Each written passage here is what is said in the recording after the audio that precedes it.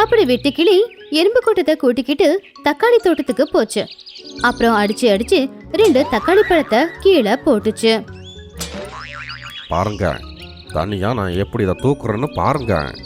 வெட்டுக்கிளி தக்காளிய தூக்க முயற்சி பண்ணுச்சு. ஆனா அதால அதை அசைக்க கூட முடியல. அட, இது ரொம்ப பாரமா இருக்கு. இந்த 2ஐயும் உங்க வீட்டு வரைக்கும் நான் எப்படி எடுத்துட்டு வருவேன்? அதை கேட்டு எறும்புகள் எல்லாருமே சோகமாயிட்டாங்க. அப்பதான் வெட்டுக்கிளி ஒன்னு யோசிச்சுது. நான் அதை தூக்க முடியாது. ஆனா நான் இதை தள்ளிக்கிட்ட எங்க வேணாலும் எடுத்துட்டு போகலாம். அப்படி சொல்லி வெட்டுக்கிளி காத்துல பறந்துச்சு. அதுக்கப்புறம் அந்த தக்காளி பழத்தை உருட்டிக்கிட்டே வந்துகிட்டு இருந்துச்சு. தக்காளி பழமும் உருண்டு வந்துகிட்டு இருந்துச்சு. அடடே வெட்டுக்கிளி அண்ணே, இது உண்மையிலேயே ரொம்ப நல்ல ஐடியா தான். வெட்டுக்கிளி அந்த மாதிரி அந்த தக்காளி பழத்தை உருட்டிக்கிட்டே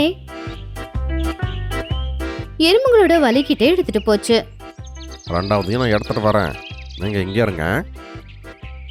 அது மறுபடியும் காத்துல பறந்துச்சு.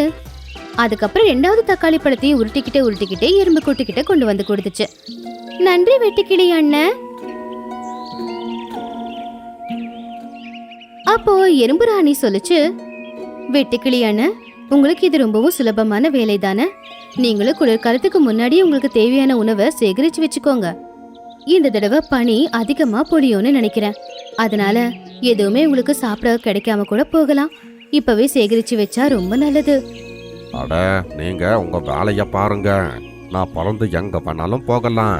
இங்க இல்லைன்னா வேற இடம். நான் என்னோட சாப்பாடுக்கு நான் பார்த்துப்பேன். அப்படி சொல்லி வெட்டுக்கிளி அங்கிருந்து பறந்து போச்சு.